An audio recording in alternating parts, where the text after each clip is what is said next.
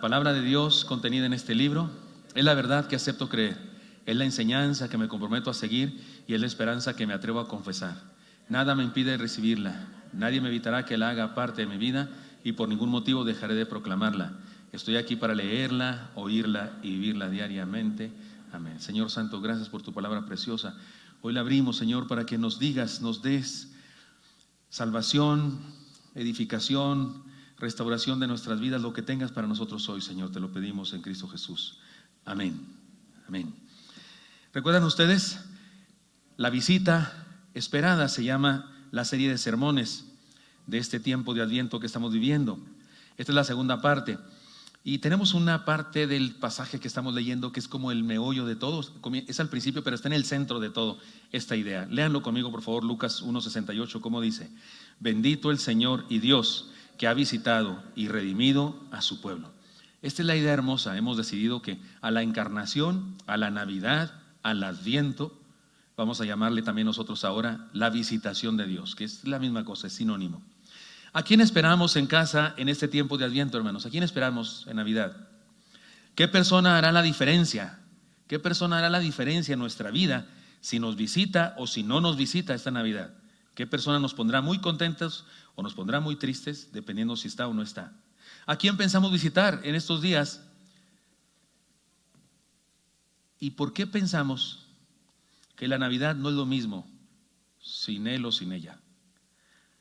La razón que hago estas preguntas es porque los seres humanos somos gente dependiente. Creamos dependencias entre nosotros siempre, algunas veces muy malas, pero algunas no son malas, nos necesitamos. Yo no soy nada sin la Yani, eso es definitivo, es absoluto, pero estoy tan contento que después de la operación ella está acá. No les he contado, entre paréntesis, no les he contado, pero me hicieron pasar un susto tremendo las enfermeras el día de la operación, porque el doctor, el esposo de la hermana Celes, el doctor Víctor Hugo, me estaba monitoreando. Él entró a la operación y me decía: pastor, ya abrieron el cráneo, ya el doctor está sacando el tumor, ya me estaba diciendo. Y de pronto me dijo: ya terminaron. Y me dijo: va a pasar a terapia intensiva porque ahí se va a recuperar. Y yo entendía eso. Pero estábamos en una habitación cuando de ahí fueron por ella. Y entonces de repente las enfermeras me dicen: señor, tiene que desalojar la habitación. Y yo: ¿cómo? Sí, tiene que sacar todas las cosas, ya no puede estar en esa habitación. ¿Por qué? Porque su esposa fue trasladada a terapia intensiva y ahí va a estar a partir de ahora.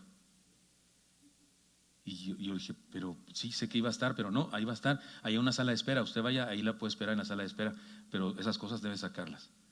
Y yo pensé lo peor, porque siempre es la tendencia, ¿no? ¿Qué piensas? Lo peor. Y le aumentas todavía otros 2 costales, ¿verdad? Entonces yo pensé lo peor. Me metí a la habitación antes que me corrieran, me encerré, aunque no se pueda poner seguro, ahí aprendí que no hay seguro. Y entonces me puse a orar y ahí sí clamé al Señor. Y ahí sí argumenté cosas. Esto y aquello, no sé qué, que no valen 3 cacahuates nuestros argumentos, ¿verdad? Si Él es soberano, es todopoderoso. Y se me ocurrió hablarle al doctor Víctor Hugo y le dije: oye, hermano, ¿qué pasó? ¿Qué sucedió? Yo así, mi esposa algo le pasó, lo que sea. Y me dijo: no, va a estar aquí unas horas nada más, la noche, no hay problema. Es más, ya está despierta, le manda saludos, que lo quiere mucho.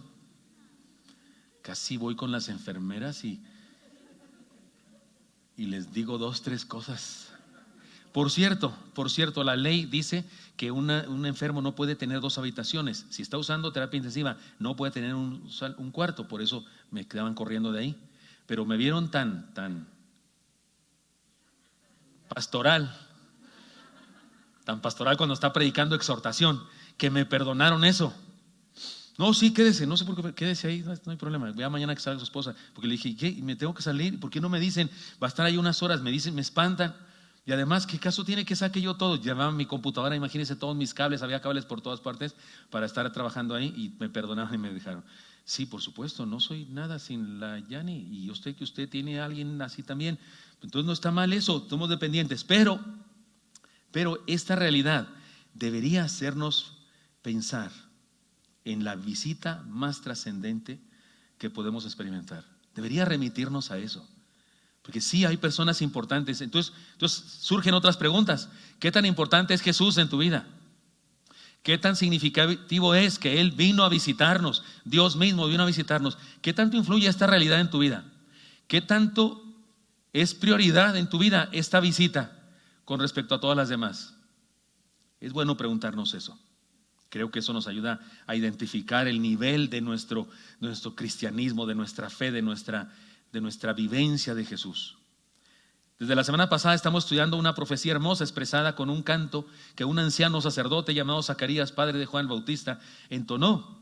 La profecía inicia con una idea llena de gran esperanza. Bendito el Señor y Dios que ha visitado y redimido a su pueblo.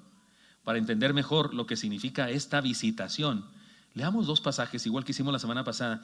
Leamos dos pasajes más que nos ayudan a comprender esto de la visitación, porque la visitación es una palabra que aparece en la Biblia en otros lugares y no se trata solamente de que alguien visitó a otro, no, se trata de algo trascendente. Por ejemplo, en Lucas 7:16 dice, léanlo conmigo si está en la pantalla, dice: y todos tuvieron miedo y glorificaron a Dios diciendo, un gran profeta se ha levantado entre nosotros y Dios ha visitado a su pueblo.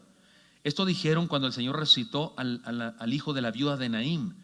Hay una procesión fúnebre, va rumbo al cementerio y Jesús se entera que la situación es de una viuda, porque algo más grande y más triste, más terrible que un hijo muera es que sea el único hijo de una viuda.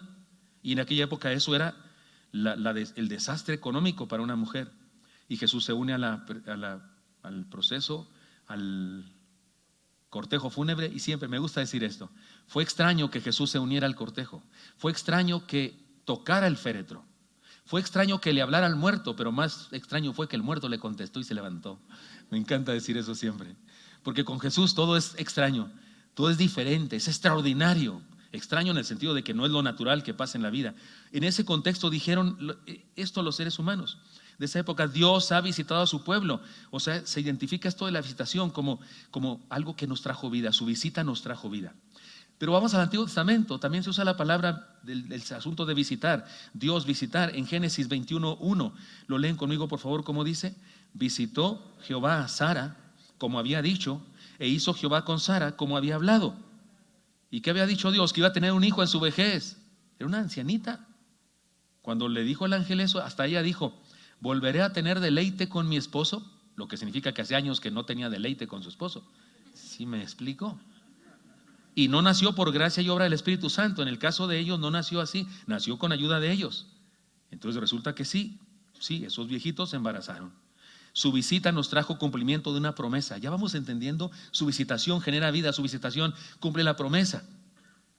Hoy estudiaremos otra parte de esta hermosa palabra. Leamos el texto bíblico, en la profecía de Zacarías, el Benedictus se llama, es una canción hermosa. Adelante, leámoslo.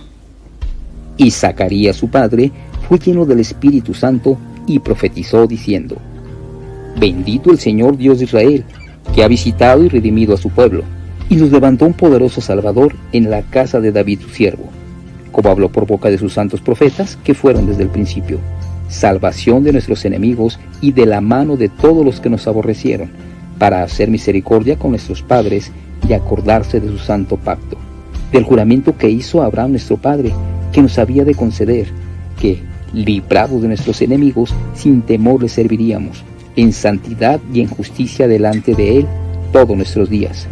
Y tú, niño, profeta del Altísimo serás llamado, porque irás delante de la presencia del Señor para preparar sus caminos, para dar conocimiento de salvación a su pueblo, para perdón de sus pecados, por la entrañable misericordia de nuestro Dios, con que nos visitó desde lo alto la aurora, para dar luz a los que habitan en tinieblas y en sombra de muerte, para encaminar nuestros pies por caminos de paz.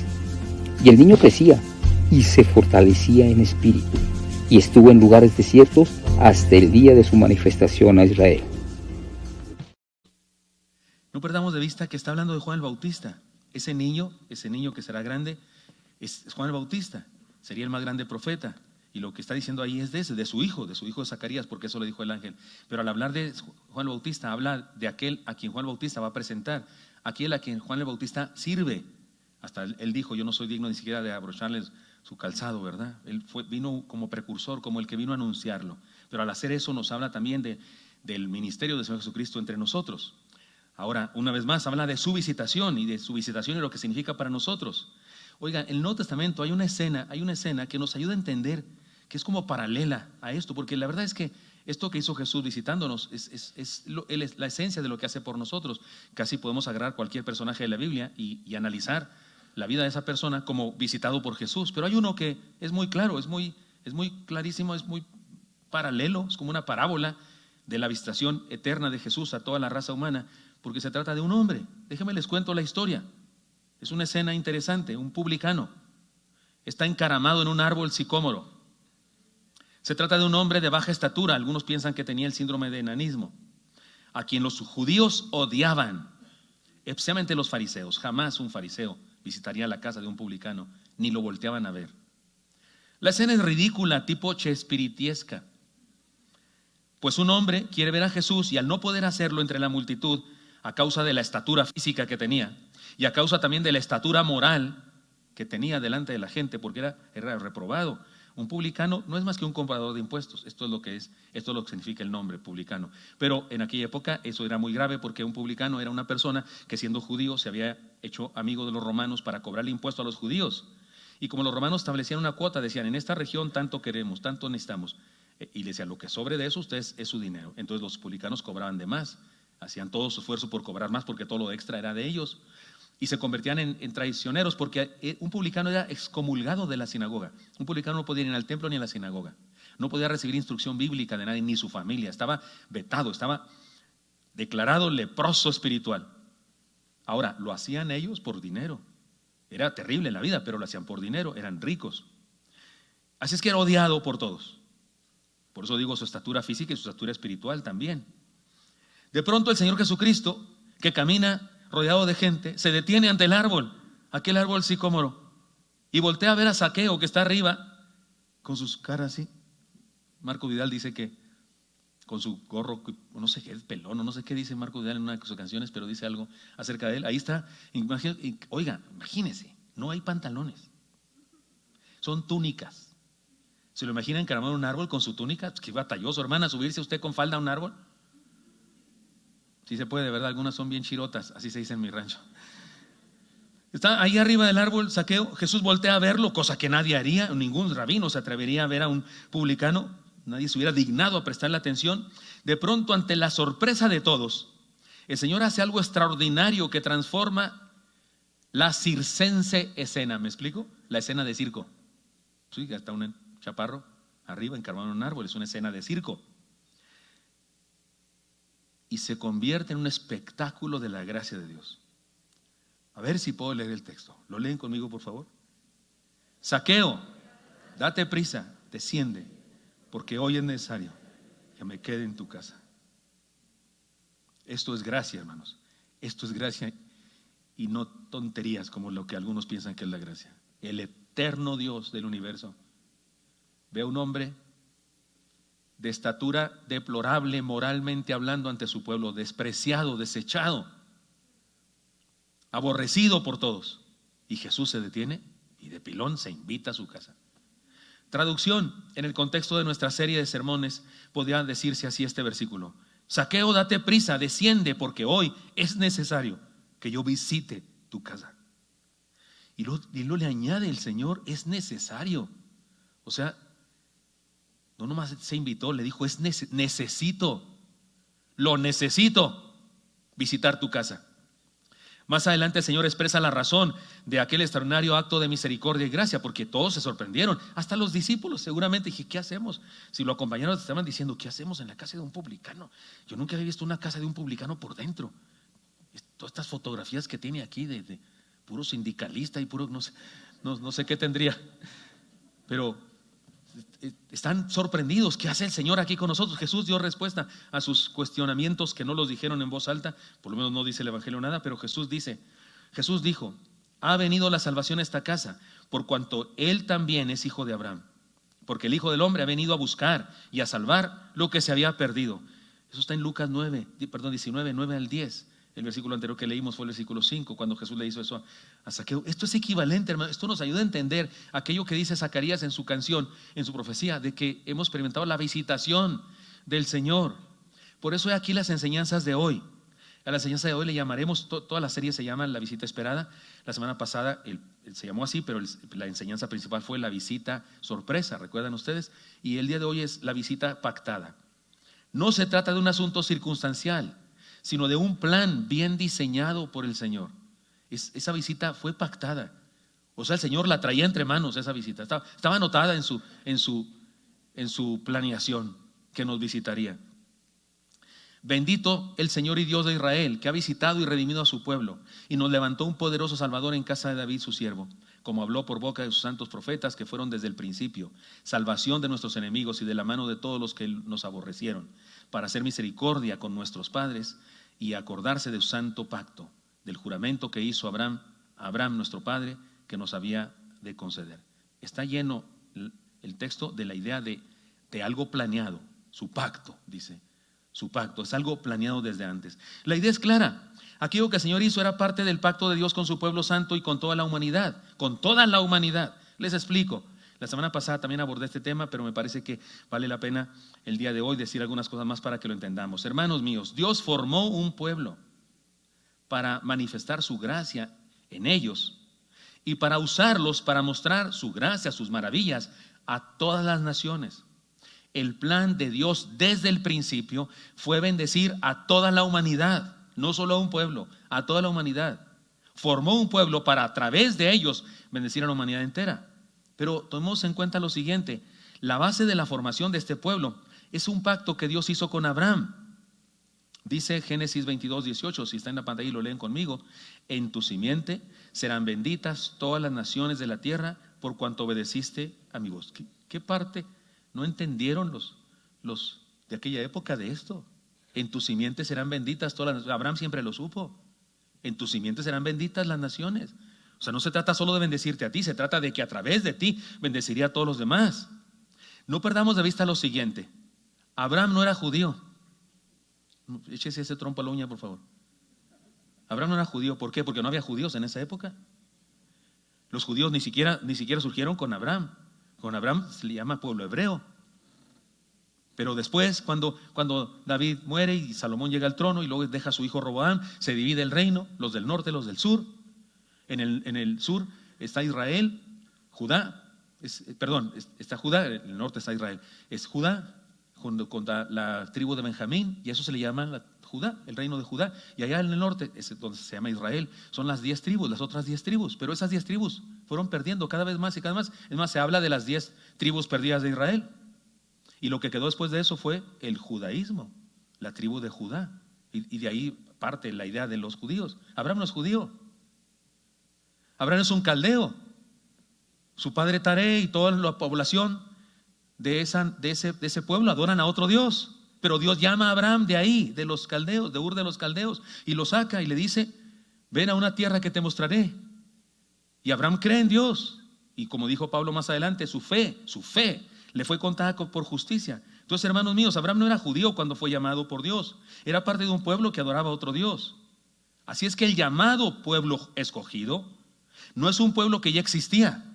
No es como que Dios se asomó a la tierra y dijo: a ver, ahí están los judíos, ahí están los chihuahuenses, ahí están los chilangos, o mexicanos pues, gringos, ahí están los alemanes. No, ni existían tales pueblos. No fue el que se asomó y dijo: me gustan los judíos, a eso lo escogí. No, así no fue. Yo hasta podría decir: Dios se asomó a la humanidad y no le gustó ningún pueblo. Entonces formó uno y llamó a una persona que creyó en él. ¿Cuál es la base del pueblo de Dios? Que cree en él.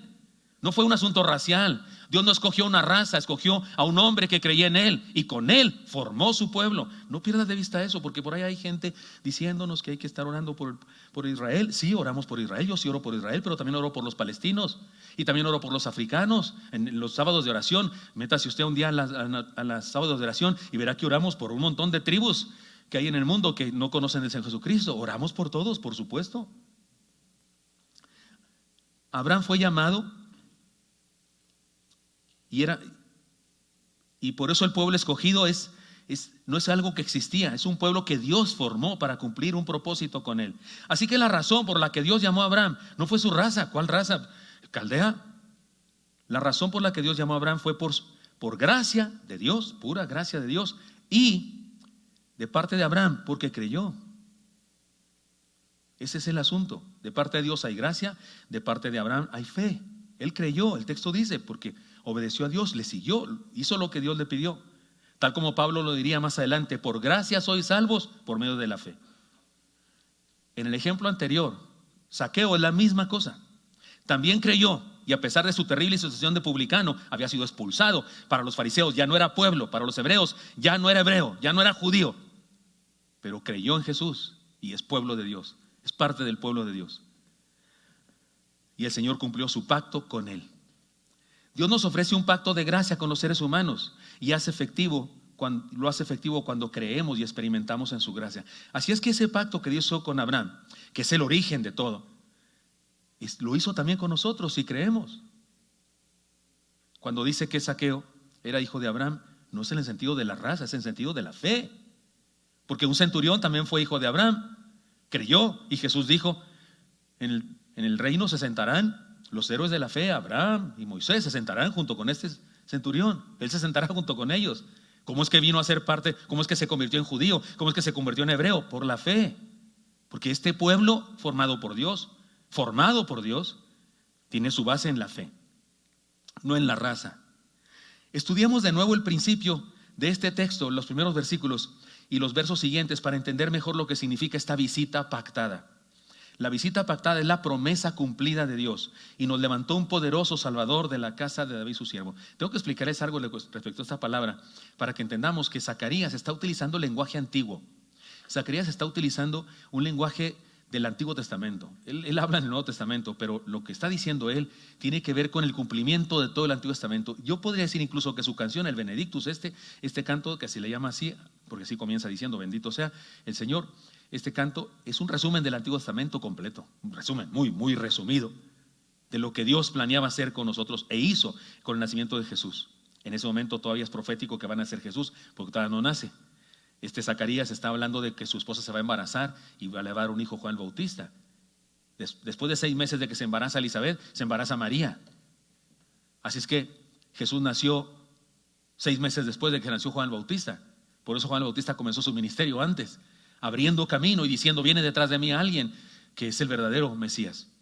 Así funcionó esto. Ahora, esta visita pactada es la promesa cumplida, insisto. Una traducción más exacta de la expresión un poderoso Salvador, dice el texto, y nos levantó un poderoso Salvador. Una traducción exacta, literal de la palabra sería esta, un cuerno de salvación. La palabra ahí que se traduce por oh Salvador es la palabra un cuerno de salvación. Claro que el día de hoy cuerno pues se oye feo, ¿verdad? Me dio un cuerno de comida, pero en aquella época, y debo decírselos, significa poder. Y así se traduce en otras versiones. La Reina Valera actualizada traduce, ha levantado para nosotros un cuerno de salvación en la casa de su siervo David. Un cuerno simbolizaba la fuerza de un animal, pero también simbolizaba un poder extraordinario ostentado por un ser humano, por una persona, o un poder que Dios daba a un pueblo determinado para defenderse. Le voy a poner varios ejemplos de la Biblia donde aparece la palabra cuerno para referirse a algo positivo, hermoso. Por ejemplo, en Miqueas 4:13 dice, levántate y trilla, hija de Sión, porque haré tu cuerno como de hierro y tus uñas de bronce, y desmenuzarás muchos pueblos y consagrarás a Jehová su botín y sus riquezas al Señor de toda la tierra. Dios le está diciendo a su pueblo, a ese pueblo que él formó, que le va a dar victoria y que les va a hacer poderosos. Y dice, porque haré tu cuerno como de hierro, o sea, haré tu poder como de hierro. Haré que seas poderoso, poderosa nación, porque habla así como en femenino, invencible, para que seas invencible. Otro ejemplo en Daniel 8:20. Daniel, ¿se acuerdan? Profetizaba a través de imágenes, a través de figuras, alegorías y metáforas. Y él dice, en cuanto al carnero que viste, que tenía 2 cuernos, estos son los reyes de Media y de Persia. 2 reyes paganos, pero muy poderosos en aquella época. Y el profeta nos dice que estos son los cuernos de esa imagen que él describió. O sea, habla de poderes humanos incluso. En muchos otros textos la palabra cuerno se traduce por poder. O sea, usted le pone en español la palabra cuerno y le salen algunos textos bíblicos. Pero si fuera a una concordancia hebrea y pone la palabra cuerno, le aparece muchas más veces, muchísimas veces. No más que los traductores muy a menudo, en lugar de traducir cuerno, traducen poder, como la versión 60 que usamos nosotros traduce así, poder. En cambio la versión Reina Valera actualizada traduce cuerno. Y por ejemplo, hay otros textos que usan, que se traduce poder solamente. Por ejemplo, en 1 Crónicas 25:5 dice: todos estos fueron hijos de Emán, vidente del rey, en las cosas de Dios, para exaltar su poder. Y Dios dio a Emán 14 hijos y 3 hijas. Ahí donde dice poder, en realidad en el hebreo, es la palabra cuerno, no es la palabra poder. Pero los traductores nos lo ayudan a entender, y así hay muchos textos más. Ahora bien, está clarísimo que cuerno o poder, al que se refiere Zacarías, hace referencia al Señor Jesucristo. Él es nuestro poderoso Salvador, aunque en la cultura hebrea se decía de esa otra manera.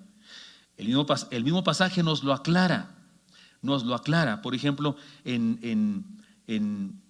dice, después de hablar del poderoso Salvador, dice: ha levantado para nosotros un cuerno de salvación. Y luego dice: en la casa de David su siervo. David también se describe como un cuerno de Dios, es decir, un rey poderoso. Y resulta que de él Dios levantaría un poderoso Salvador, que es Jesús. Recordemos esta promesa, porque estaba en la Biblia, esa promesa de que David saldría el Salvador del mundo. No en el sentido de veras de su raza, sino en el sentido de que su descendencia, por lo menos en los términos humanos. Por ejemplo, lean conmigo Isaías 11:1, ¿cómo dice? Saldrá una vara del tronco de Isaí, y un vástago retoñará de sus raíces. ¿Quién es Isaí, hermanos? ¿Todos saben quién es Isaí? El papá de David. O sea, de esa descendencia, de la tribu de Judá, son la tribu de Judá. Ahora, un vástago se refiere a un árbol que ha sido talado o un árbol que ha sido derribado, pero algunas de sus raíces permanecen incrustadas en la tierra, y de ahí, de sus raíces todavía vivas, surge un pequeño brote, un vástago, un pequeño brote. El pueblo hebreo fue derrotado, fue casi destruido. Las 10 tribus se perdieron. Para cuando Zacarías está cantando, el pueblo hebreo, el pueblo judío, está sometido, es un pueblo sometido a un imperio, y no es el primero que lo somete. Antes de ellos lo sometió el pueblo, otro imperio. Estuvieron siendo derrotados muchas veces. Así es que de ese tronco casi sin vida surge un vástago, de esa ascendencia, de esa tribu de Judá y de esa familia de Isaí, que está derrotado todo. Surge un vástago. Ese es Jesús, nuestro Señor, nuestro Salvador. Y lo interesante es que Zacarías usa este lenguaje antiguo, usa esta forma de decirnos las cosas, porque quiere darnos a entender que lo que hizo Dios, que lo que iba a hacer con su hijo Juan el Bautista, y después con el Salvador que Juan el Bautista iba a anunciar, era el meollo de todo el Antiguo Testamento. Nos está diciendo entre líneas Dios, más que Zacarías, Dios, que lo que va a pasar con su nacimiento es precisamente el cumplimiento de todo lo que dice el Antiguo Testamento. Esta definitivamente es la promesa que se cumple en nuestro Señor. He aquí otra prueba en el Salmo 132:17, dice: ahí haré retoñar el poder de David, he dispuesto lámpara a mi ungido. Ahí haré retoñar el poder de David. ¿David ha muerto cuando se escribe este salmo? Pues seguramente. Pero como Dios le prometió a David que nunca faltaría uno de su descendencia sentado en el trono, no fue Salomón, no, Salomón sí se murió. Y no fue Roboán menos, que fue un rey débil e insensato que dividió el reino. No, ¿cuál es el rey que se sienta en el trono y para siempre? Es Jesús. Por eso a Jesús le llamaban hijo de David, y él no rechazaba ese título. No era exactamente el título correcto, pero le llamaban hijo de David, porque sí, era ese cumplimiento de esa promesa. Ahora bien, hermanos, lo que creo que este pasaje nos desafía a ustedes y a mí es a entender lo trascendente de eso. No es cualquier cosa. No es cualquier cosa que nació entre nosotros. No es es el pacto de Dios. Es el plan de Dios desde el principio. La conclusión de toda esta reflexión sería esta: la visita pactada es la promesa cumplida. O sea que su visitación es el cumplimiento de lo que Él dijo y repitió a cada generación que habría de hacer. Se lo dijo a Adán y Eva, a la serpiente misma, cuando el Señor la confrontó. Lo ha dado en los devocionales el hermano Elí, ¿no es cierto? Y después de eso se lo dijo a Abraham, y después de Abraham se lo dijo a Isaac, y después de Isaac se lo dijo a Jacob. Y en cada generación Dios lo fue diciendo a diferentes reyes. Dios les fue hablando de esto. Se lo dijo a David, se lo dijo también a Salomón, su hijo. Es decir, es esa promesa que Dios ha dado en todas las generaciones. Es decir, hermanos, que no es como que Dios iba pasando por nuestra casa y se le ocurrió visitarnos. O como cuando usted tiene una visita así, ¿cómo se dice? Inesperada. ¿No es cierto que nos pasa así? O le pasa a usted de repente que alguien, oye, es que vine aquí a apagar la luz y como estaba cerca de tu casa, dije, voy a visitarlo. Y pasa a tu casa, ¿no? Te pide el baño o te pide un refresco, un café o qué sé yo. No es como que Dios andaba así por los planetas y luego de repente vio la tierra y dijo, ay, están los humanos. Dijo, van a ser entre ellos. No, Señor. Este es un plan, estaba escrito en mármol celestial que un día nos visitaría. No iba pasando por nuestra casa y se le ocurrió visitarnos. No, visitarnos siempre fue su plan, su intención. Así como planeó visitar la casa de Zaqueo. Porque, perdóneme, pero yo no entiendo otra manera. Él lo planeó, él fue y se paró ahí debajo de Zaqueo y le dijo esas cosas. Y él es Dios, ¿sabe? Por supuesto, así ha planeado visitarnos a nosotros. Porque, dígame si no, Zaqueo no lo invitó. ¿Están de acuerdo? ¿Lo invitó Zaqueo? No, nomás quería verlo. Se autoinvitó. No sé qué tanto le parece a usted autoinvitarse. Tengo un primo allá en Chihuahua, el doctor Hugo Irigoyen, es misionero, doctor misionero en la Sierra Tarahumara, y él siempre es muy chistoso, como mi familia, son así muy, ¿cómo se dice? Allá decimos muy mulas, pero acá significa muy puntaleros, muy ocurrentes. Y él me dice, hasta me lo dio como consejo de pastor, no, pastor, cuando vayas a una casa y pues no se ven trazas de que te van a dar de comer nada y traes mucha hambre, y él me dice que así le hace, que ve por ahí un quesito de la hermana ahí en el rancho, porque él trabaja en la Sierra Tarahumara, y acá unas tortillitas, y de repente le dice la fíjese hermana que hace rato por poco y chocamos. No hombre, quedamos como de aquí al queso ese. La puerta del carro quedó como de aquí a las tortillas. Y a la hermana, perdón hermano, quiere una quesadilla, y también tengo unos frijolitos y un pollito, tráigaselo hermana. O sea, eso es autoinvitarse, ¿no? O sea, porque sinceramente, ¿quién invitó al Señor Jesucristo? Él se autoinvitó. Y para colmo, esto me hace llorar, para colmo, le dice, es necesario. Yo sé que este lenguaje ya no se habla, pero como mis abuelos, mis padres sí hablaban, los gente rancho allá donde yo pasaba las vacaciones antes sí hablaban así. La versión antigua dice, ha menester que yo pase a visitar tu casa. ¿Cuántos hablaban ese idioma, hermanos? ¿Cuántos oyeron ese de sus padres? ¿Se acuerdan? Ha menester. ¿No son tan viejos? ¿Cuántos habían oído esa frase? Para agüitarme más. ¿Cuántos saben? Gracias, hermanos, se les notan. Hasta jóvenes habían usado eso. Sí, porque la gente de antes. Y ¿sabe qué? Eso de ha menester me suena más fuerte que necesito. Me suena más fuerte, como si el Señor le dijera a Zaqueo, muero por visitar tu casa. Y sí murió para visitar nuestra casa. Sí murió para visitar nuestra casa. Así es que, hermanos míos, esto es lo que dice este pasaje. Así como planeó visitar la casa de Zaqueo, ha planeado visitarnos a nosotros. Eso es lo que representa esta fiesta. Por eso hay que decirle a los que andan de sangrones ahí diciéndonos que no celebremos, que no sé qué, discúlpame, pero si nadie hubiera establecido esa fecha, que es equivocada, por supuesto, es absolutamente equivocada. No sabemos cuándo nació Jesús, pero el 25 de diciembre no fue, es un hecho. No pudo haber sido el 25 de diciembre, es absurdo. Los pastores no estarían vigilando sus ovejas a esa hora, estarían congelados como paletas de hielo. No fue, debió ser en verano, otoño, por ahí, pero no en invierno. Pero si no hubiera fecha que alguien no hubiera establecido, había que inventar una nosotros. Había que inventarnos una. Yo digo, si hubieran perdido mis padres mi acta de nacimiento, y no dice por ningún lado que nací el 12 de noviembre, día del cartero, si no hubiera una acta, yo me inventaba una fecha, alguna, lejana a la Navidad, porque eso de estar cerca de la Navidad es peligroso, te regalan un regalo doble, ¿no? Te dan para las dos cosas. ¿No es cierto? ¿Cuántos nacieron cerca de Navidad y les pasa esa desgracia? Sí, algunos bien enojados están levantando su mano. Yo me hubiera inventado una bien lejos, así para que no. Pero claro que merece ser celebrado, por supuesto. Y esto merece una respuesta de parte nuestra. Esto que hizo el Señor merece una respuesta de parte nuestra. Para hacerla clara, la reflexión, comparemos las actitudes de la humanidad que le vio nacer, que le vio encarnado, y decidamos cómo responder nosotros. ¿De acuerdo? Les voy a poner varios ejemplos. Ahí les va, a ver cuál escogen. Podemos ser como Herodes, que por temor a ser descubierto en su maldad, le buscó para matarle. Y usted dice, no, pastor, eso es muy fuerte. Pero le digo una cosa, eso hace el mundo que se opone a su evangelio y sigue persiguiendo sus ideas y sigue persiguiendo a sus seguidores.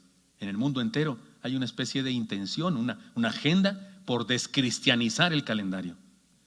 En Estados Unidos montones de tiendas, montones de empresas ya no dicen Merry Christmas, dicen Happy Holidays, dicen felices fiestas.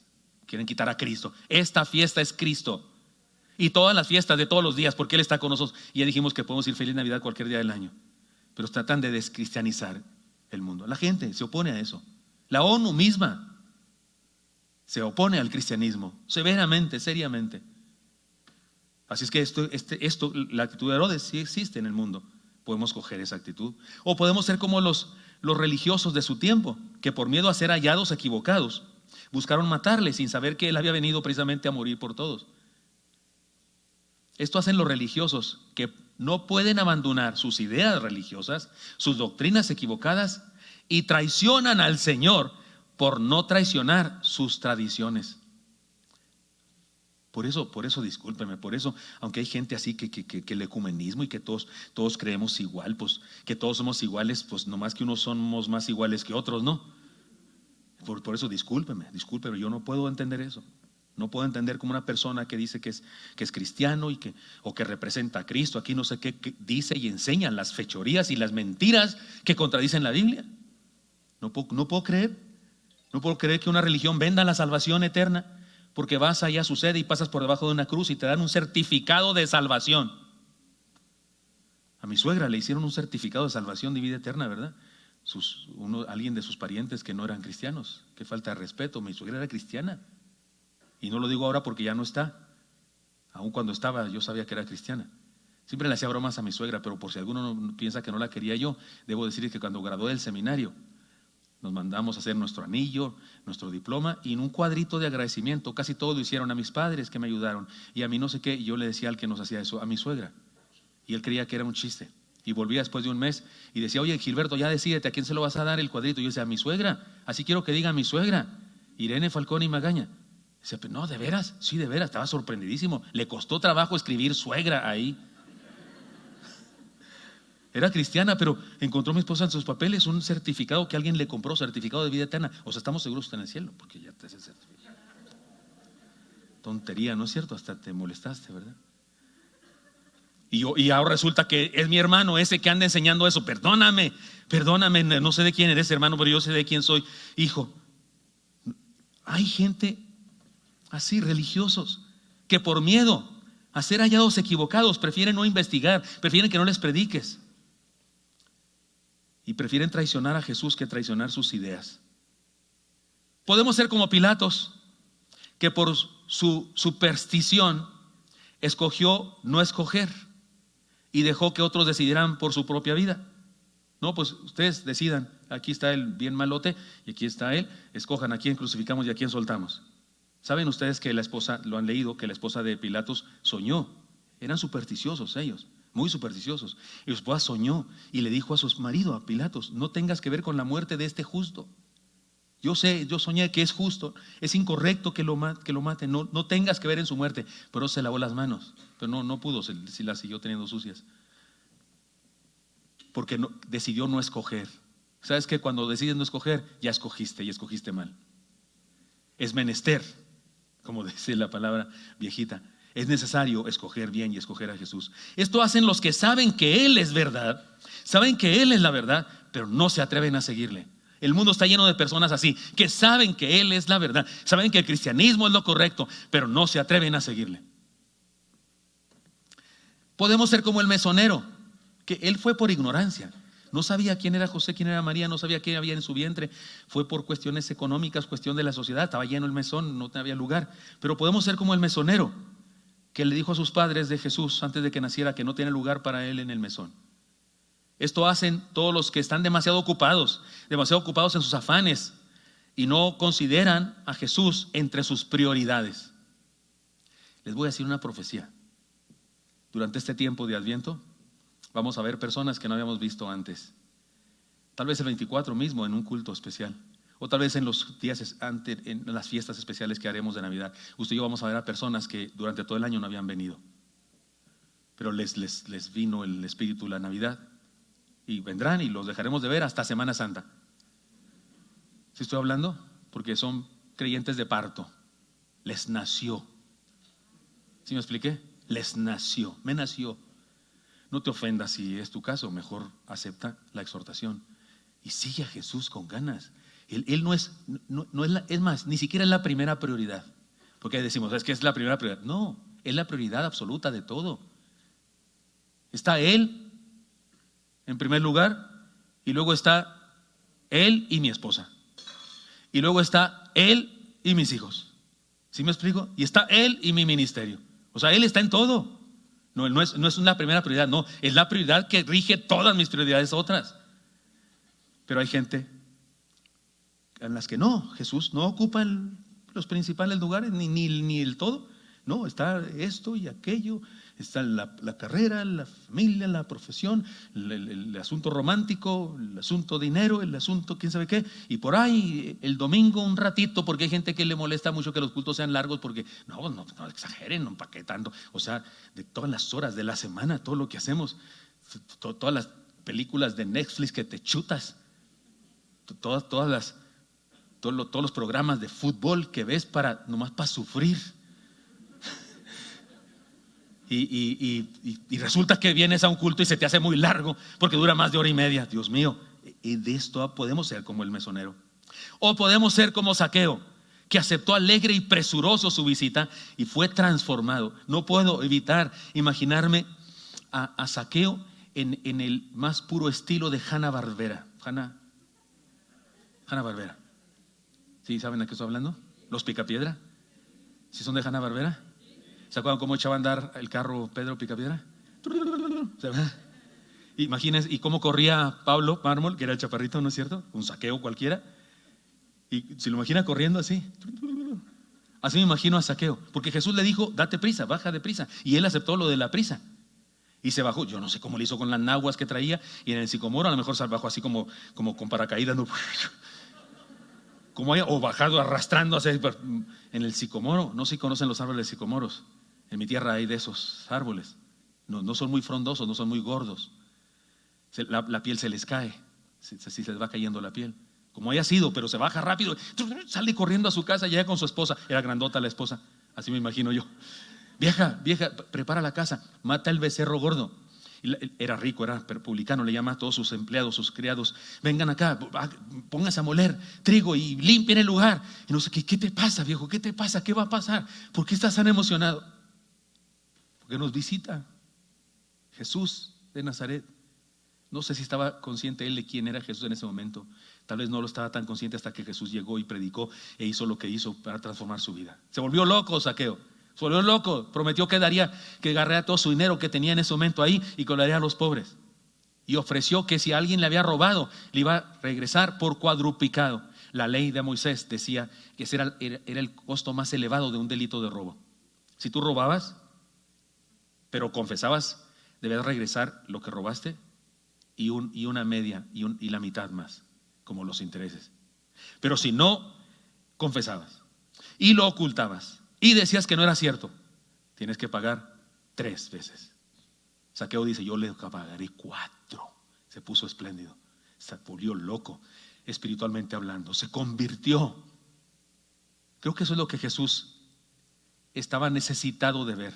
No creo que necesitaba mucha comida, no creo que le dijo, ya apúrate porque traigo mucha hambre. Y aquí están los apóstoles, están que les gruñen las tripas, corre a hacerla. No, que cuando dijo apúrate, lo que le apuraba a Jesús, lo que quería ver Jesús, era eso, ese milagro, ver al chaparrito ya no encaramado en su árbol, sino ahí en su casa levantándose de la mesa. Las mesas eran de 30 centímetros, todos estaban acostados, se comía así como acostados, de ladito con el codo izquierdo así en el suelo, entre alfombras y cojines, con la mano derecha comían, así era. Y él se levanta de repente, parecía que estaba sentado todavía, aunque estaba de pie, y de repente dice, prometo esto, y da su discurso de transformación.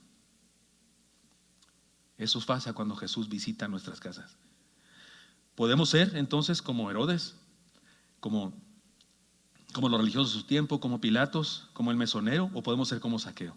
Hermanos míos, aceptemos su visita y experimentemos el cumplimiento de su promesa, dejándole habitar nuestra vida, la de nuestra familia y la de toda nuestra casa. Y en segundo lugar, la visita pactada es la expresión práctica de su pacto original. Ahora, el resultado de su pacto.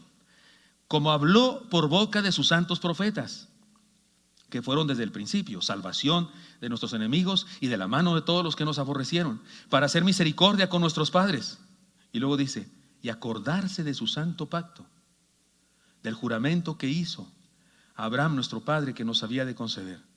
Lucas 1, 70-73. Una vez más el lenguaje que utiliza Zacarías es un lenguaje conocido como lenguaje antiguo, es del Antiguo Testamento. Así como usó la palabra cuerno, así está usando profecías del Antiguo Testamento, palabras del Antiguo Testamento. Por ejemplo, déjenme leer algunos textos que se parecen a lo que dice Zacarías. Por ejemplo, el Salmo 18:17 dice, me libró de mi poderoso enemigo. Así dice también acá Zacarías. Y de los que me aborrecían, también lo dice, pues eran más fuertes que yo. Y también el Salmo 106:10, los salvó de la mano del enemigo y los rescató de la mano del adversario. Y segundo Samuel 22:18, me libró del poderoso enemigo y de los que me aborrecían, aunque eran más fuertes que yo. Es decir, lo que usó Zacarías en su canción, en su canto, el Benedictus, en realidad es lenguaje del Antiguo Testamento. Porque quiere Dios, a través de Zacarías, quiere ayudarnos a entender todo eso que han leído en el Antiguo Testamento se cumple en Jesús. Es el cumplimiento completo. Desde el Génesis hasta la profecía de Malaquías, que aparece en nuestra versión de la Biblia, podemos corroborar el poder de Dios sobre su pueblo, librándole de enemigos, dándole victorias y mostrándoles el camino de la vida. ¿Quién no se acuerda de la batalla contra Jericó? Y de la batalla contra los madianitas y Gedeón y sus 300 soldados. Nos acordamos de eso, Dios mostrando su poder, mostrando su cuerno en su pueblo, su poder. Sin embargo, también podemos encontrar el pecado del pueblo siendo infieles, desobedeciendo sus mandamientos y alejándose de él. Eso se repitió en todo el Antiguo Testamento, solo para regresar de nuevo a buscarle cuando estaban en problemas. Sin embargo, Dios fue siempre fiel y mantuvo su pacto a pesar de ellos. Es más, incluso en un pasaje muy central del Antiguo Testamento, cuando se edifica el templo por Salomón y Salomón dedica el templo, incluso hay ahí algo que Dios establece como la medida principal, porque Dios sabe cómo somos la raza humana. Es palabra de Dios diciéndole a Salomón.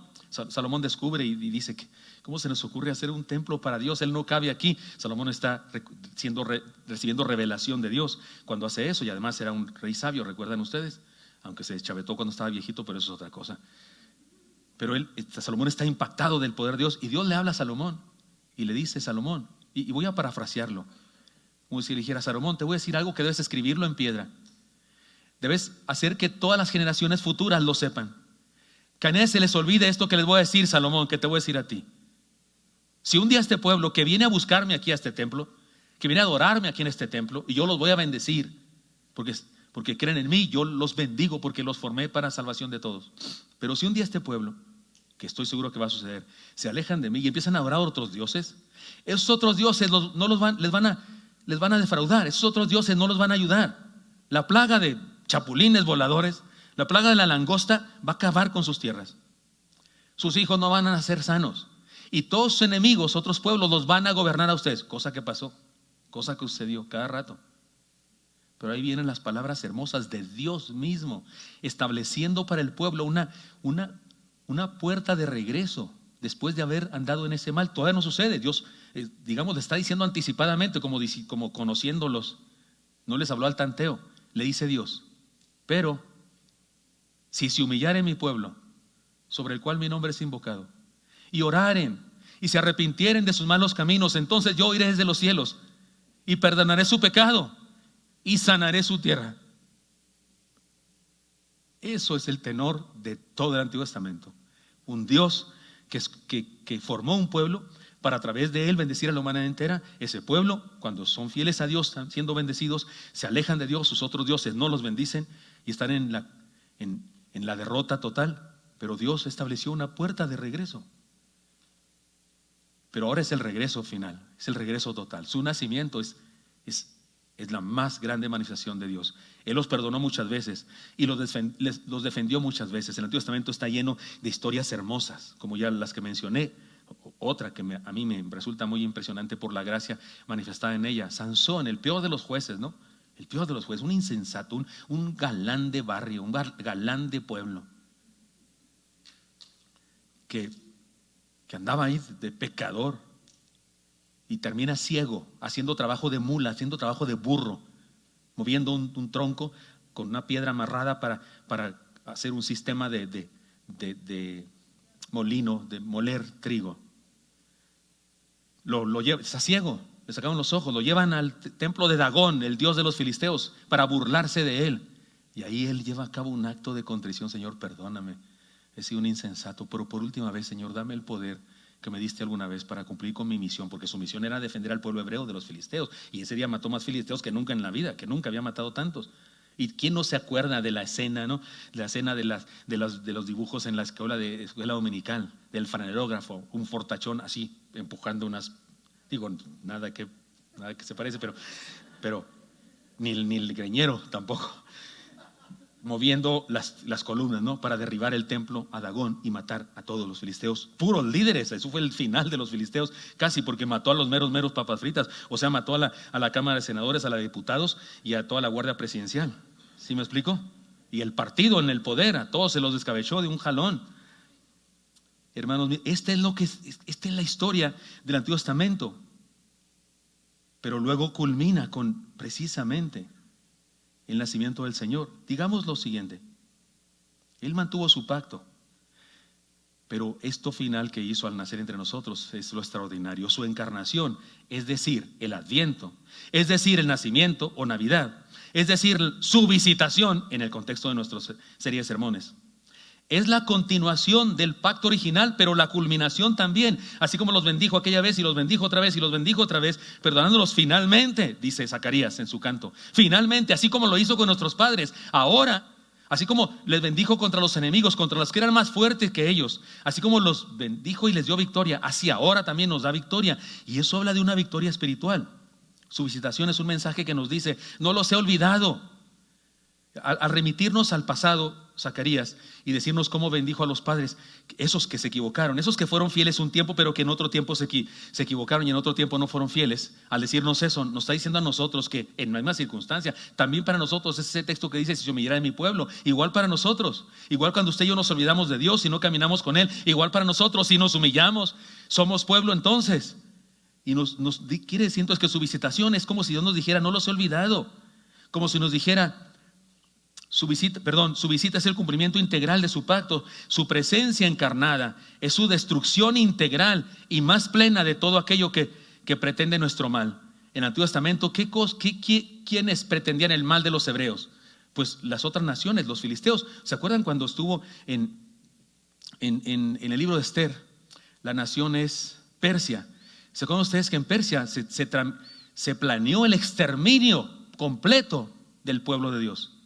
Amán planeó, engañó al rey para que firmara un documento que daba permiso de matar judíos y quedarse con sus tierras y su riqueza. Eso fue terrible y no podía desdecirse, no podía firmarlo contra. Es ahí lo difícil de Esther cuando va a hablar con el rey, que era su esposo, pero que en aquella época eso de ser esposa del rey no era nada. El Basti ya había sido desechada, podía ser desechada también Esther, pero finalmente ella dijo las palabras más interesantes del libro de Esther, que se parecen mucho a la de Adelita. Dijo: si perezco, que perezca. ¿No se parece a si me han de matar mañana, que me maten de una vez? Si perezco, que perezca. Y en esa ocasión Dios defiende a su pueblo. Dios manifiesta su poder defendiendo a su pueblo, porque ¿quién quería destruir al pueblo de Dios? Y detrás de ese pueblo estaba el diablo mismo queriendo destruir el plan de salvación de Dios. Esa es la razón por la que Dios en ocasiones ordenó al pueblo que destruyera a otras naciones, porque esas naciones estaban siendo manejadas por el mismo demonio y pretendían la destrucción del plan de Dios. Pero no solamente ese pueblo, no solo los filisteos y los asirios y los sirios y los griegos y los romanos en la época de Jesús. Pero hermanos míos, hay otro enemigo más destructivo que todos ellos juntos. Y Jesús vino a destruirlo. Mire cómo dice Pablo en 1 Corintios 15, 25 al 6. Lo leen conmigo, por favor. Porque preciso es que Él reine hasta que haya puesto a todos sus enemigos debajo de sus pies. Y el postrer enemigo que será destruido es la muerte. Seguramente sería muy grave que otro país nos conquistara. Seguramente sería muy grave. Seguramente yo sí lucharía por defender a mi patria. Creo que sería una guerra justa, defenderte de querer esclavizar a mis hijos, a mis descendientes. Yo creo que yo sí le entraba a una guerra así, porque es un enemigo terrible.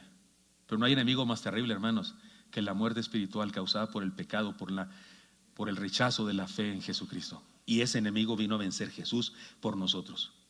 Por eso, hermanos míos, esto merece una respuesta de parte nuestra. Lo que hizo Jesús al nacer entre nosotros, esa visitación de la que habla Zacarías en su canción profética, es algo extraordinario. No es cualquier cosa, no es nomás la cena y el pavo y la visita de familiares, no es más que eso. Es el evento más importante en el mundo entero. Merece una respuesta nuestra. Para hacerla clara, igual que hice antes, comparemos las actitudes de la humanidad que le vio nacer y que le vio vivir y decidamos cómo responderemos. Podemos ser como los fariseos. Cuando Jesús ya fue un joven, 30 años, y comenzó a predicar, podemos ser como los fariseos que prefirieron pactar con su estatus de santidad ficticia y desecharon el pacto de gracia que se vive por la fe. Porque ellos se creían muy santos, se creían bordados a mano, de filigrana oaxaqueña. Usaban flecos, en la falda le ponían flecos todavía ahí abajo, como alguna época se usaban los pantalones. ¿Se acuerdan, hermanos, cuando andábamos brincacharcos y la mamá pues le cosía una cosa ahí abajo bordada? ¿Cuántos usaron esas ridiculeces alguna vez? Soy el único viejo aquí. Ay. Se ponían flecos para verse más santos, porque usar ropa que arrastrara era como santidad. Y pactaron con ese estilo de vida, con ese estatus. Y rechazaron el pacto de fe que había en Jesús. Eso hacen quienes se sienten cómodos con su cultura religiosa vacía de Dios. Porque hay gente que, no, yo tengo mi religión, la que me enseñaron mis padres. No voy, nunca voy, no voy, ni entiendo mucho, pero esa es mi religión. ¿De qué hablas? ¿De qué hablas? Estás rechazando el pacto de fe que te ofrece Dios por pactar con tu tradición. Y acuérdense, hermanos, que el pacto de Dios es pacto de Él. Es un pacto testamentario. Él decidió las cláusulas, no es nuestro pacto. Yo no puedo pactar con Dios y decirle, mira Dios, si salvas a mi esposa, te prometo que voy a ser mejor pastor. Dios se me apareció y me dije, ¿qué? ¿De qué hablas? ¿No quieres ser mejor pastor nomás porque me amas? ¿Nomás porque yo te llamé? O sea, ¿necesitas condicionarme para ser buen pastor? No, entonces vete de aquí, no te quiero como pastor. ¿Qué voy a andar yo pactando con Dios? Señor, por favor, bendíceme con mi economía y te prometo diezmar cada vez que recibo un cheque. Dios me va a decir, pues quédate con tu dinero, no lo necesito, soy Dios, tengo todo en mis manos. Eso que del diezmo y de las ofrendas es un derecho tuyo, es un privilegio tuyo. Te quiero dar oportunidad de que me honres y que seas bendecido porque me honraste. No es para que yo tenga riqueza, no, hombre, yo tengo más riqueza, quédate con tu dinerito, no lo necesito. Si tienes que condicionarme para darme, no, hombre, quédate con todo, me diría Dios. Yo, ¿quién soy para hacer pacto? Pero ahí andan los herejes en la televisión, pacte con Dios, mande su ofrenda. Pacte con Dios, pacta contigo, usurero. Hay quienes prefieren pactar con su propia religión que pactar con Dios. El pacto con Dios es de gracia. No ponen las cláusulas tú, las puso Él. Y son muy claras. El que cree en mí, aunque esté muerto, vivirá. Para que todo aquel que cree en mí no se pierda, mas tenga vida eterna. Es el pacto de Él. ¿Qué tengo que hacer yo? Creer. ¿Qué hace Él? Me salva. La más grande experiencia que una persona puede tener. Así que podemos ser como los fariseos. O podemos ser como el joven rico, que tenía un pacto con sus bienes materiales y no pudo quitarlos del lugar principal, y desechó el privilegio de ser un discípulo del Señor, desechó el pacto de ser un discípulo del Señor. Esto hacen aquellos que tienen muchas cosas antes que el Señor en sus prioridades, y una de ellas es el dinero. Ya lo he dicho antes. Yo creo que Dios, el Señor Jesucristo, estaba probando al joven rico como probó a Abraham cuando le dijo, dame a tu hijo en holocausto, agarra a tu hijo y sacrifícalo en mi honor. Y Abraham dijo, sí, Señor. No replicó en nada, seguramente llevaba su corazón hecho pedazos. Me hace llorar porque se llamaba Isaac, igual que mi hijo, que también por causa de él tengo mi corazón también hecho pedazos a menudo, y les pido que oren por él. Y levantó su mano para degollar a su hijo. Cuando el ángel interviene le dice, no lo hagas. Dice Dios que ya probaste tu fidelidad. Yo creo que al joven rico le dijo eso, porque el problema del joven rico no era su hijo. El problema de Abraham sí era su hijo. El problema del joven rico era su dinero, su lana. Y entonces Dios, el Señor, puso el dedo en la llaga, ¿sí me explico? Y le dijo al joven rico, vende todo lo que tienes, dalo a los pobres. Si hubiese dicho el joven rico, va, Señor, lo hago por ti, me canso. Ahí vengo, voy con los contadores para decirles que repartan todo. Ahí espérame tantito. Yo creo que si hubiera ido, el Señor le hubiera dicho a Juan, porque Juan es el más joven y además Juan tiene primera, segunda y tercera, ¿recuerdan? Y corre más rápido que Pedro. Le hubiera dicho, Juan, alcanza a este loco, por favor, Juan, ve, dile que así lo quiero, que era una prueba, pero que así como es, puede ser mi discípulo. Pero no le tuvo que decir Dios a Juan nada. ¿Por qué? Porque el joven rico no aceptó la prueba. De hecho, Jesús se puso muy triste, dice la Escritura. Uno de los evangelios dice algo muy interesante. Dice que cuando Jesús vio al joven rico, dice, y lo amó. Le cayó muy bien. Dice, lo amó. Pero cuando se fue sin Cristo, Jesús se puso muy triste. Podemos ser como el joven rico, que pacta con los bienes materiales y que es lo que más nos importa, y que Jesús viene ocupando una prioridad más baja.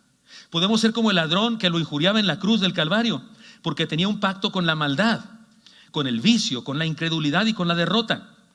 Y ni ahí en la muerte pudo expresar su fe en aquel que le visitaba al estar con él en la misma cruz. O sea, Jesús visitó a 2 hombres en la cruz del Calvario. Estaba con ellos, ¿no es cierto?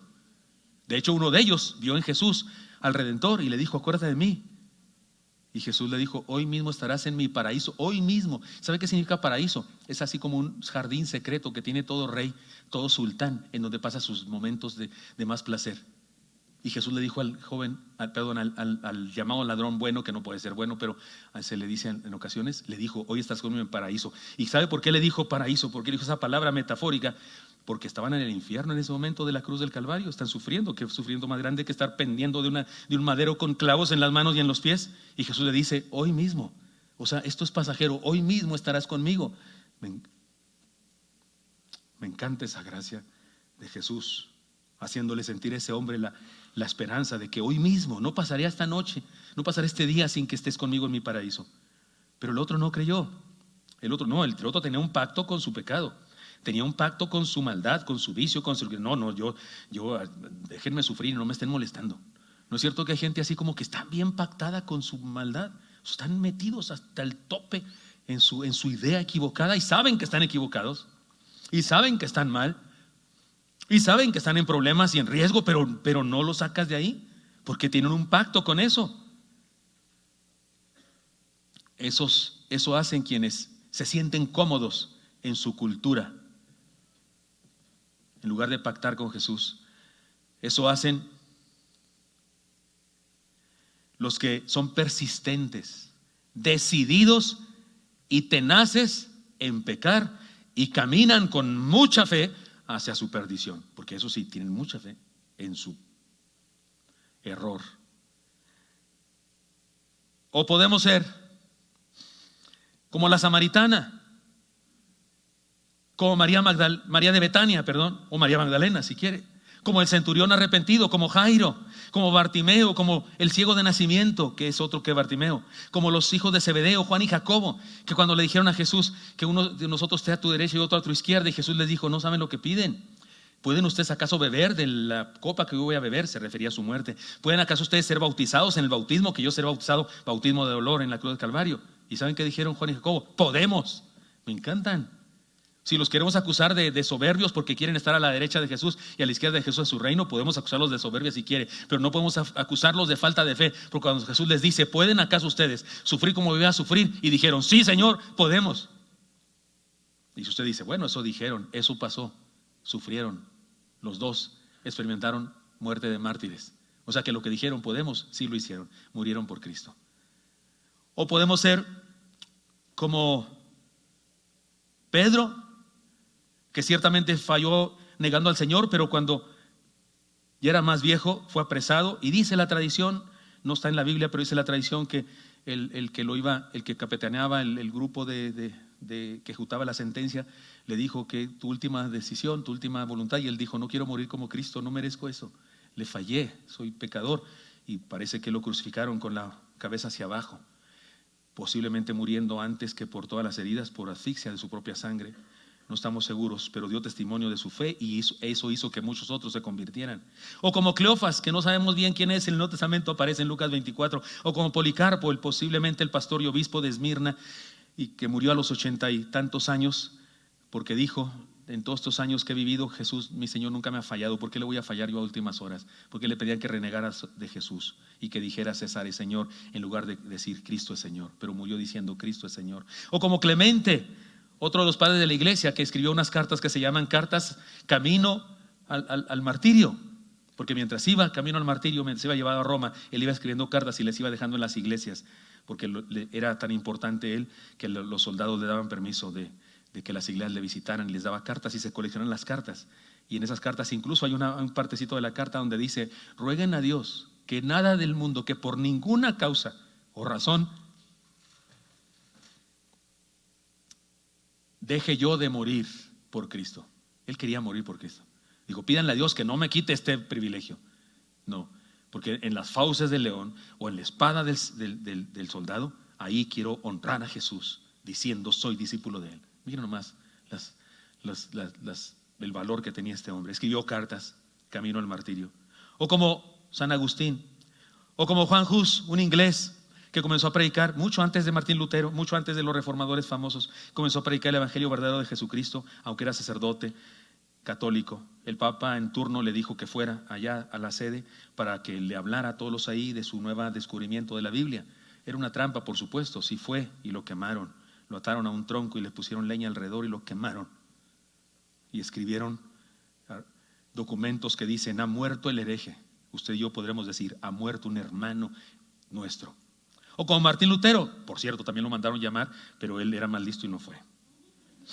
O como Dietrich Bonhoeffer, un joven, 30 y tantos años, murió bajo el poder de los nazis. Estuvo en América, en Estados Unidos. Pudo haberse quedado acá, pero no quiso quedarse porque dijo: ¿qué estoy haciendo aquí? Allá mis paisanos están luchando. Y se fue para trabajar con un grupo de personas creyentes que buscaban destituir a Hitler y salvar a Alemania de su poder maligno. Tristemente, poquito antes de que ganaran los aliados y fuera liberada Alemania, él murió. O como Pedro Larson, mi maestro del seminario, un maestro irlandés, pero nacido en Estados Unidos, de origen de allá, de otro lado, que creció en Argentina y hablaba como argentino, y me enseñó que la vida espiritual no solo es parecer muy espiritual, sino ser espiritual. Él tenía una vida devocional intensa, lo veíamos porque su lugar donde estaba su oficina se podía ver, pero su comportamiento se notaba que había estado con Dios, se le notaba. O como Guy Williamson, mi maestro de griego, un gringo, chaparrito, les he hablado de él, que tenía la piel color ratón recién nacido. ¿Se acuerdan que les he hablado de él? Que era apasionado para enseñar. ¿Se acuerdan que les he contado de esa vez que estaba diciendo que para interpretar el Nuevo Testamento había que ir atrás, al contexto histórico? Si quieres interpretar el Nuevo Testamento, así hablaba, tienes que ir atrás y más atrás. Y había una tabla ahí y que se cae. Atrás. Se cayó. La mayoría se rió como ustedes, yo no podía reírme, yo estaba llorando porque lo quería mucho y además estaba impresionado con lo que estaba enseñándome. Y luego así tirado dijo: y entonces puede interpretar el Nuevo Testamento. Yo aprendí eso.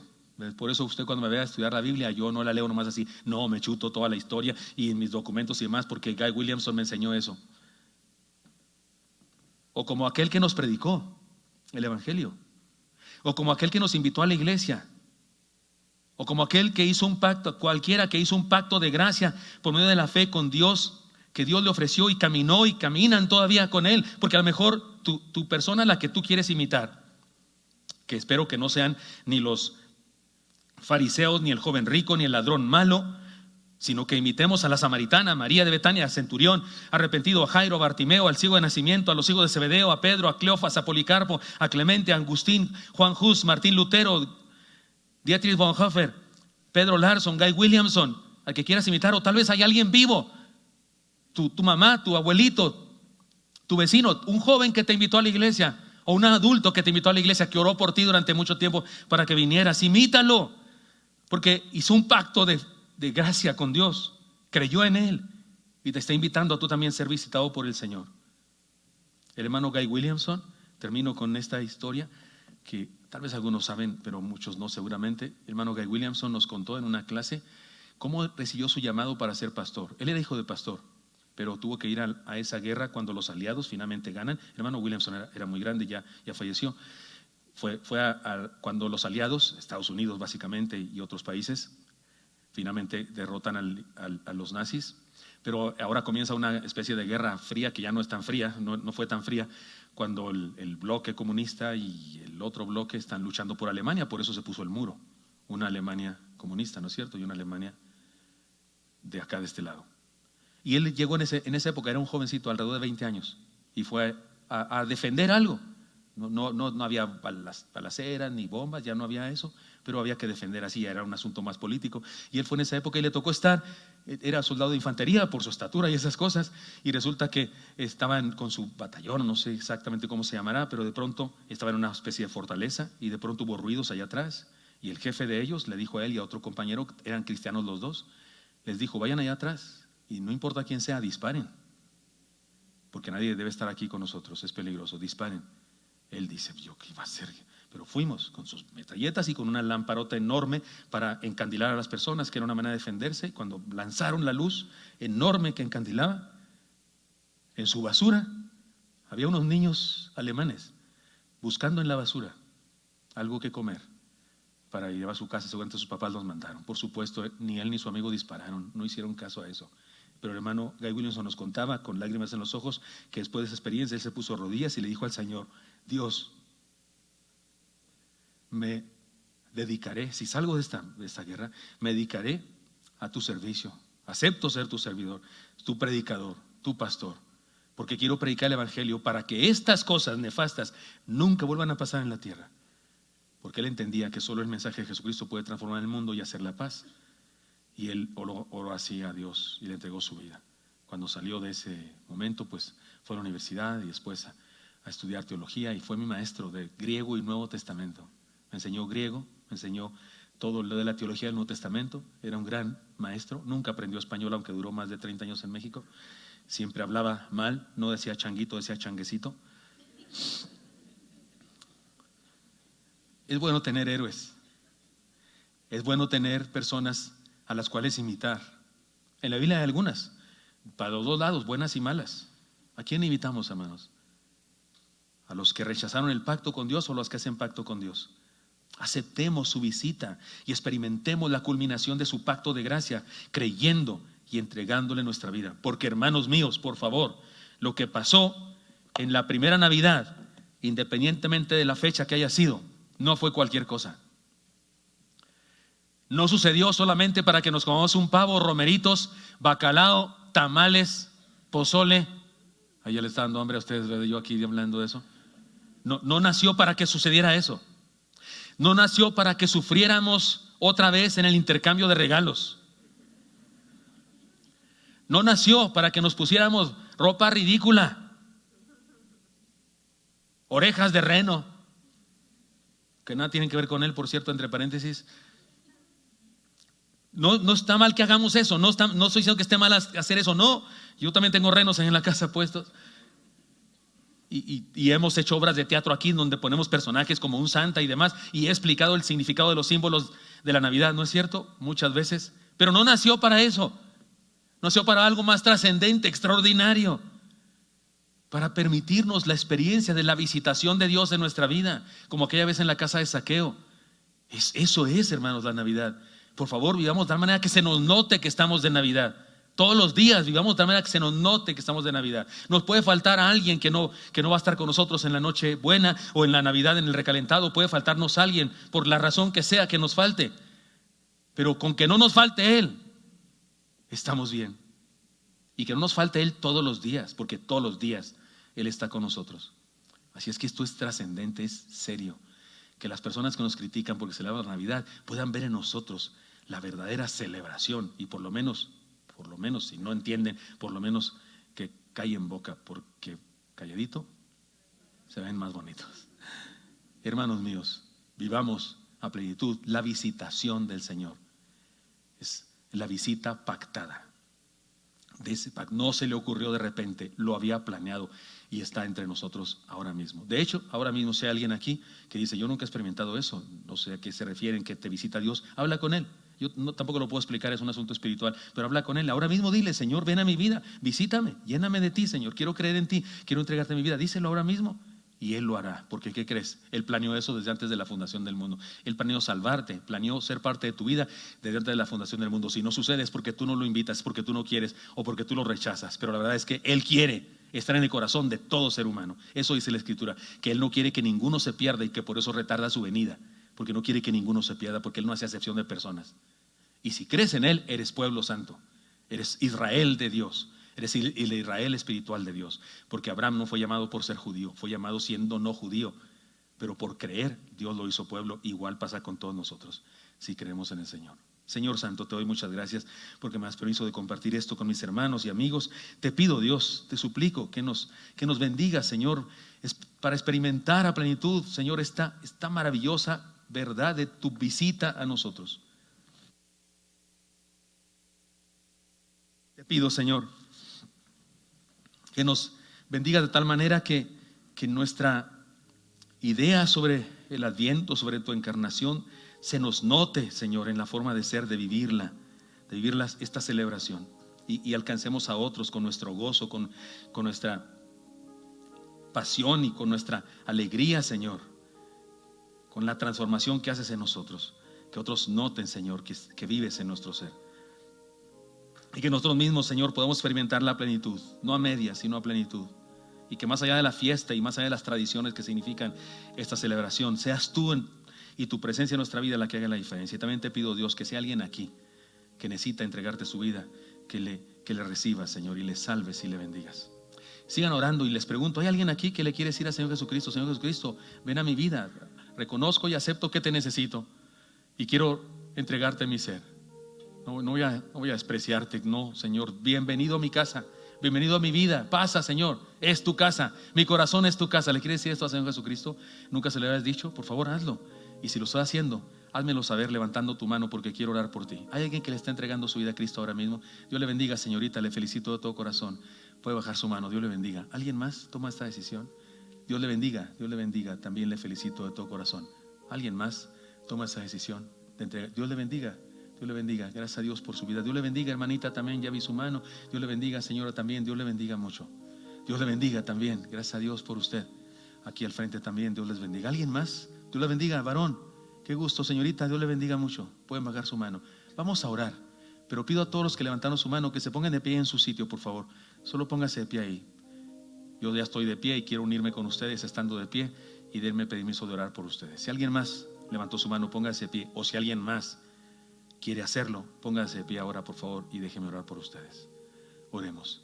Santo Dios, bendito seas. Gracias, Señor, gracias por tu atrevimiento, por ese asunto tan extraordinario, Señor Dios eterno. Y resulta que nos visitas, vienes a nuestra humanidad, a nuestro pecado, a nuestra confusión humana, a nuestro conflicto, a nuestra crisis, y vienes a nacer entre nosotros, Señor, para darnos vida. Gracias, Señor. Pongo en tus manos a cada hermano y hermana ahora, nuevo hermano, nueva hermana, que han levantado su mano, han decidido entregar su vida, Señor. Te pido que los bendigas, que les llenes, Señor, de tu presencia, que si van a compartir la vida en esta iglesia, que podamos ser útiles para enseñarles y discipularles. Que si vienen a otro lugar y habrán de asistir a otra congregación, que ahí les enseñen el camino tuyo. Bendice, Señor, por favor, a estas personas. Y si alguien más se quedó sentado ahí en su lugar, pero sabe que tú eres la verdad, dale la oportunidad, Señor, de confesar eso y de entregarte toda su vida. Bendice a tu pueblo. Gracias porque estamos aquí. Bendícenos como iglesia para celebrar esta fiesta, Señor, de la manera correcta. Estamos en tus manos. Bendito seas en Cristo Jesús. Amén. Dios los bendiga a todos los que están de pie. Les damos un aplauso, hermanos, por favor, a ellos.